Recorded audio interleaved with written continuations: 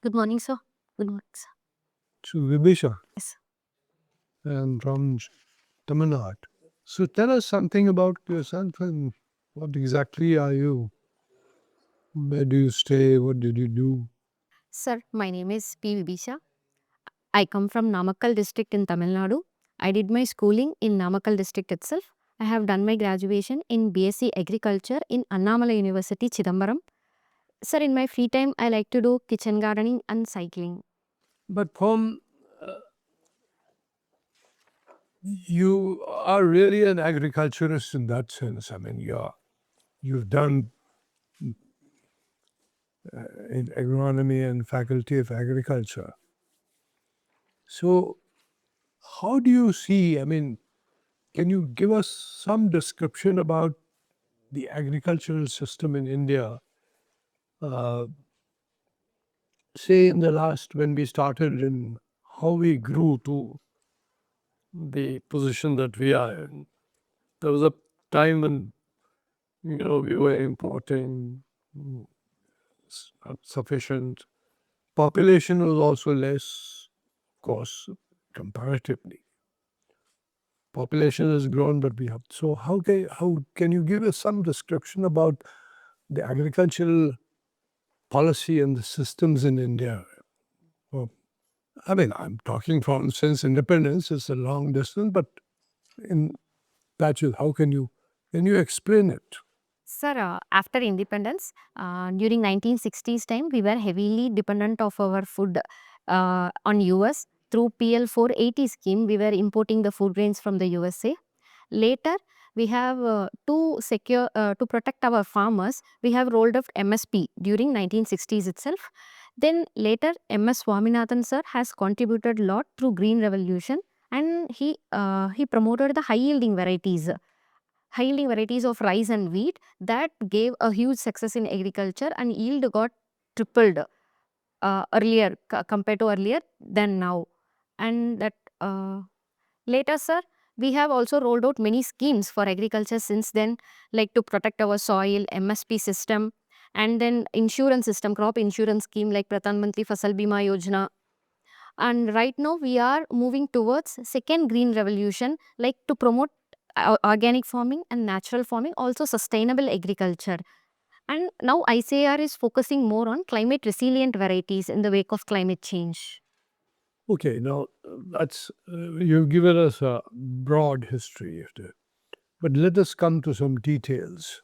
When we say that you have to, let's take rice and wheat, and what is the manner in which the productivity increased?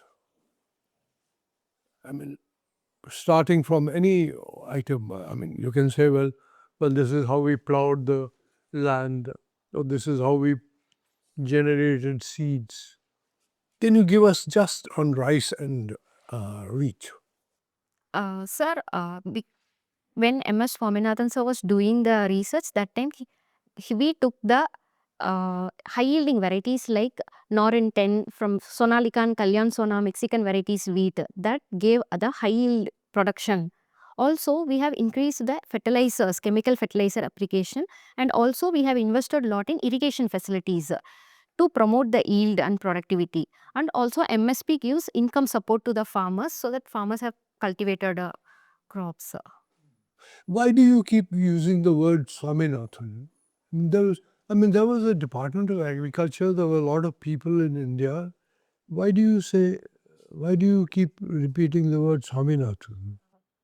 Sir, because he was the one who initiated that and he had contributed to lot to our agriculture. Did he do it individually? I mean, he was. Where was he? Incidentally, what was he? Agriculture scientist and also He was in the department doing that was his job, like so many others. Why do you use? I'm just asking you. Why do you use the word MS Swaminathan and not say the Department of Agriculture? sir, everyone has contributed, even the department government, but he has contributed in the scientific lines. He has, because of him, today we have reached at this stage. He's one of the main reason I feel in Green Revolution. No. Did he actually invent some particular seed, or that he was just he said, well, look here, these seeds are available in Mexico, or they're available here, or I'll get it.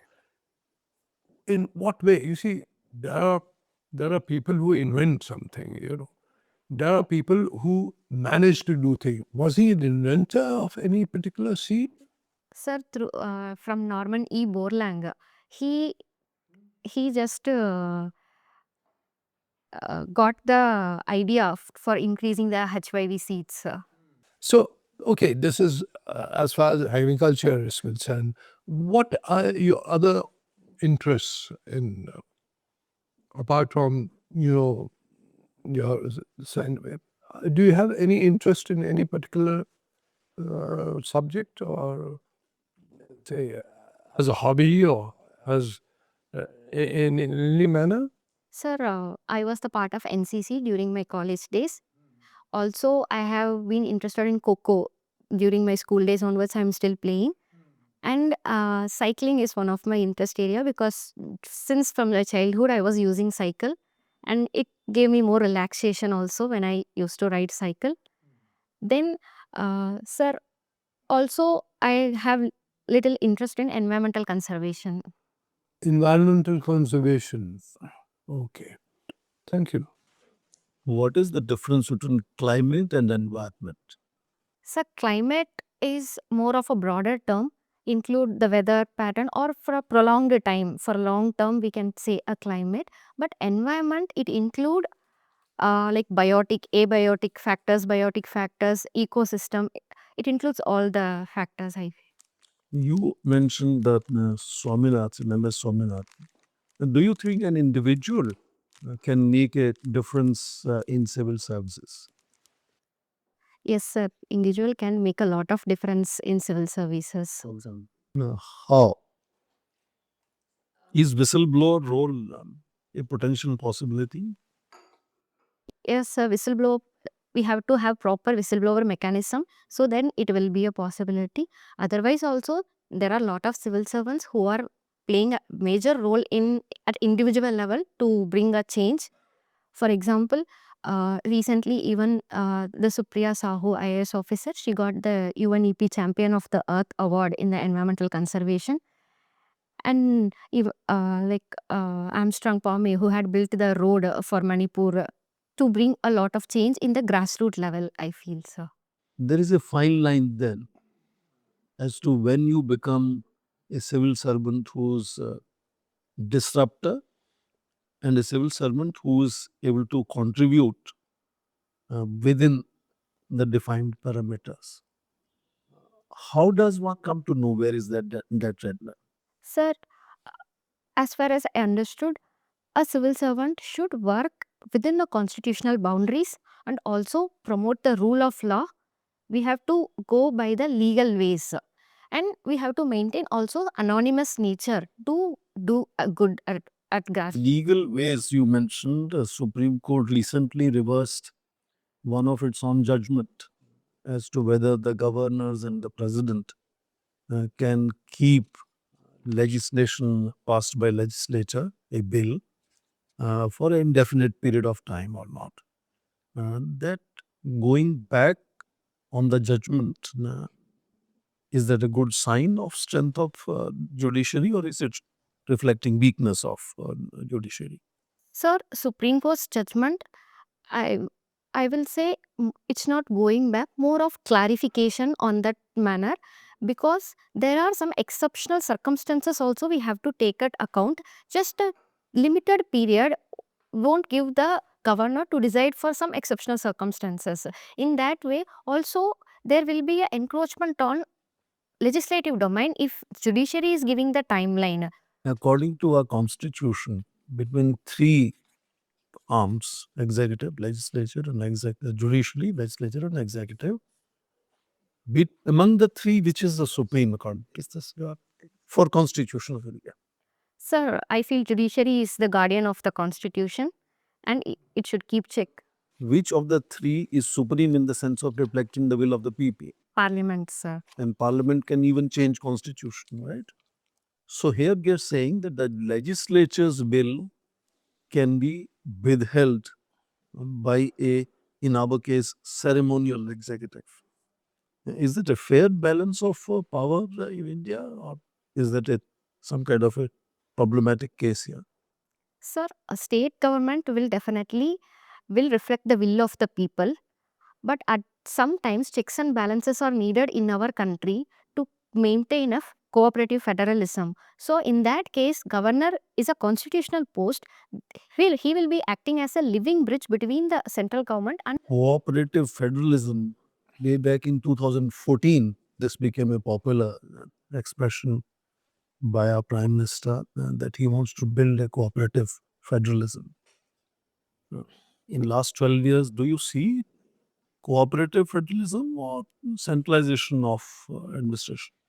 Sir, there are cases where centralization also happening to bring uniformity of in a country. At the same time, there are cooperative federalism in case of bringing GST reforms, NEP policy to maintain a cooperative. Uniformity is being emphasized with the UCC. Yes, sir. Is that something that you think is desirable, and how we can implement uniform civil code? Sir, uniform civil code has both pros and cons. One thing, it provides equality, Article 14 in our country. Also, it protects the various vulnerable sections, right? Especially women in maintenance or divorce in marriages, etc. At the same time, it is also take account of the diversity of the country, where some tribal customs, especially should. So it's a desirable proposition. Yes, sir, it is a desirable. But for example, a particular community sees Muslim personal law, for example, as part of their identity, which will disappear if we are going for UCC. Now, how that challenge can be overcome? Sir, one thing, every people will come under the constitution, so we have to respect the constitutional ideals of women equality, rights and everything. Also, we can do phased implementation, that also we can do with consensus with different religion or communities to bring the UCC in a. Okay, my last twin questions. You use these words yourself. Equality. What is equality and what is equity? That's question number one. You also mentioned consensus.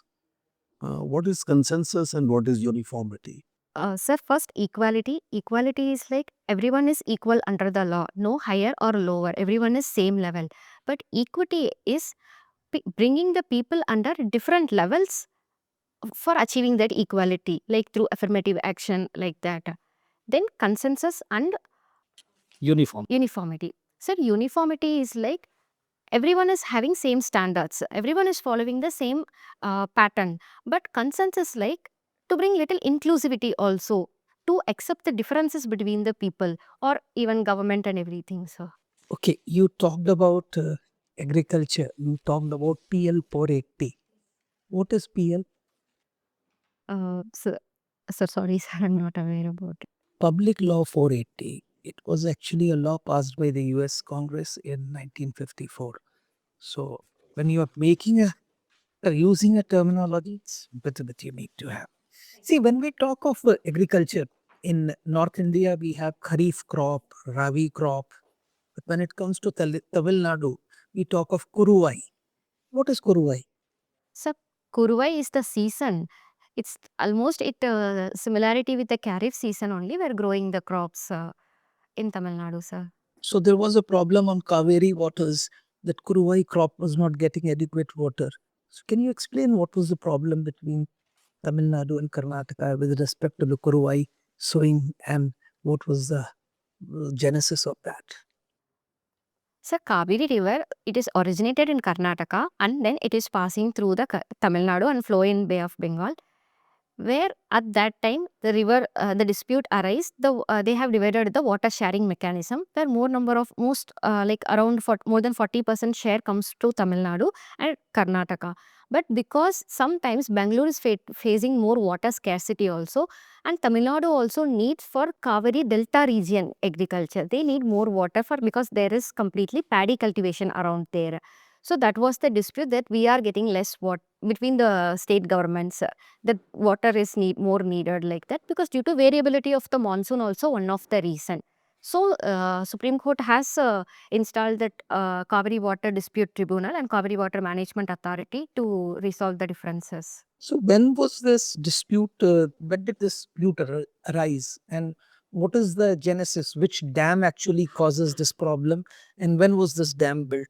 Sir, right now Meghatadu Dam is in process because that is Karnataka's allegation, sir. That dam is for providing water to the Bangalore city. And Okay, in Tamil Nadu, a lot of places we have seen Sri Lankan Tamils have been settled. Like if you go to Nilgiris or places like that. So, what was the crisis that actually brought these Tamils back to India? Which was the agreement which actually resulted in these Tamils being repatriated to India? sir, during the Sri Lankan Civil War, liberation of Tamil tiger Elam, because of that issue, more number of Tamils were repatriated to India during that time because of Civil War crisis. During the Civil War, you had the refugees. But even before the Civil War started, there are a large number of Tamils who have been repatriated. Like if you go to places like Nilgiris and all, you'll find settlements which had been made much earlier. So, why were they brought back, and what was the agreement? Would you have an idea? Sir, can I take a guess? Yeah, sure. Sir, it is Indo-Sri Lankan Maritime Agreement. No, it was Shastri. We'll come to it. Of course, Shastri Siri Mao Act. When Lal Bahadur Shastri was the Prime Minister, we agreed to take back certain Tamils. Now, when we talk of Sri Lanka, they have two types of Tamils, which they earlier used to call Sri Lankan Tamils and Indian Tamils. Now, Indian Tamils are called plantation Tamils. What is the difference between the two? So, Sri Lankan Tamils were living in Sri Lanka. It's been like 1,000 years. But where Indian Tamils, British took them for the tea plantation cultivations. That is the difference. So you have an idea. There is this geographical separation also. Which area of Sri Lanka do these Indian Tamils inhabit, and which part the Sri Lankan Tamils inhabit? If you have an idea. Sir, I think Indian Tamils in Jaffna region and northeastern part and northern part of Sri Lanka. No. I think it is the Sri Lankan Tamils who inhabit the northern and the eastern part, which is a traditional home. The Indian Tamils are in central Sri Lanka, where the tea plantations are there on the hills and mountains, etc. So Sorry, sir, I'll read about it. doesn't matter. Since you are from Tamil Nadu, generally that's a question. See, nowadays when we talk of agriculture, biodiesel is in lot of news. So Jatropha, Pangomia. So what do you think? Is biodiesel a viable proposition in India? Sir, when we talk about the clean energy initiative to reduce the emissions, also emission intensity, then biodiesel will be a viable alternative. But we need more of research in that way to how in long term how it will be viable for taking into account. So which agricultural plant or tree do you think would make an ideal substitute the product for making biodiesel, Jatropha or Pangomia, which will be ideally suited for Indian conditions? Sir, I think Jatropha. Jatropha. Yes, sir. Sir, I think Jatropha will produce more. We can take biodiesel from that. Sir, I'm not aware about exactly what it makes. Because ideally, we would need to know how much water or ingredient, what is the cost of producing it, and how much land is required. Can it be used in fallow land or wasteland or things like that? So, besides agriculture, you said you are very fond of kitchen gardening. So, what all do you grow? Sir, in my kitchen gardening, I used to grow vegetable crops like bitter gourd, bottle gourd varieties, bitter gourd, bottle gourd, rich gourd, snake gourd, and also some curry leaves, coriander, and some flowers like rose and jasmine. What are the benefits of, say, bitter gourd? What is bitter gourd? What is the use of bitter gourd? Sir, bitter gourd, it's like vegetables are all rich in vitamins and minerals. Also, it is good for gut health and removing the and helps in detoxifying the body. Bitter gourd has that main role. So, apart from agriculture, do you look at what's happening in the day? If you were to look at what is happening internationally at this point of time, how do you look at the world at large? Sir, I will look at how our relationship with countries are improving, at where we are signing the free trade agreements, and our concerns about security issues, internal security, and even border issues. In that way, I look at overall, sir. So how do you think it is improving, deteriorating? How is it? Sir, I will say definitely we are improving, especially whether it's an Naxalism on the side, and we are equally engaging with China, Russia, and USA to improve our national security and provide the basic necessities to our people. She talked about Naxalism. What is Naxal? Uh, Sir, Naxalism has the root in the Naxalbari village in West Bengal, where the farmers are distressed with their condition and they want to throw the working government and they have to install, like parallel government, they have to install. So when did this Naxal movement start actually in India? Sir, it has been started around 1960s, around that time it has started, sir. And what is the status now? Sir, now after our Home Minister have set the target to end the Naxalism by March 2026, we have greatly reduced the Naxalism. Almost now only 14 districts have the Naxal districts. It has come down to 14 districts that are affected by the Naxalism, and we are doing in that case. What is the ideology that actually drives Naxalites? Sir, it is the Maoism ideology, which is the Chinese former president's ideology that uh, to throw the government at the power and to bring them to install their parallel government or something. Can you name a few leaders of the Naxal movement when it started? You said in 60s in Naxal Bari it started. Who was the leaders? Anyone?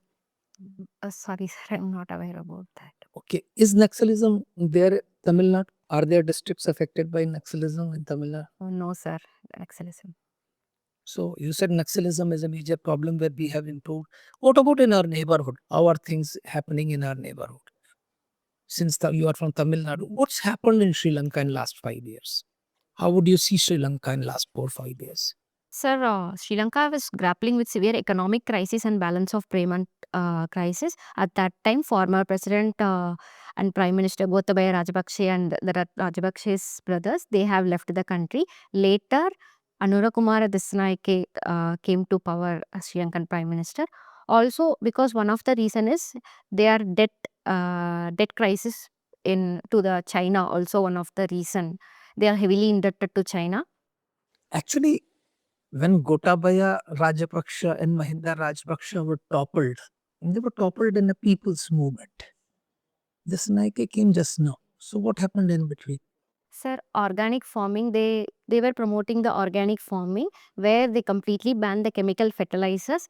So that that has a heavy toll on the farm income and country's production.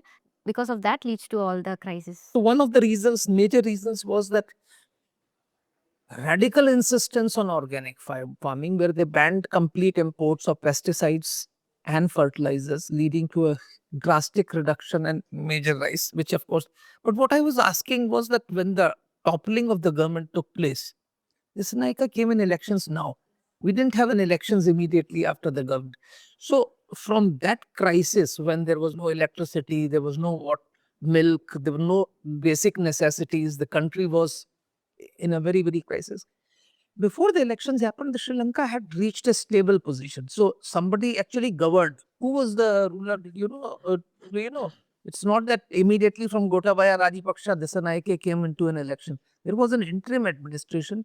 And that interim administration was important because it stabilized the country from the brink of complete disaster to a state where you could have elections and get a new functioning government.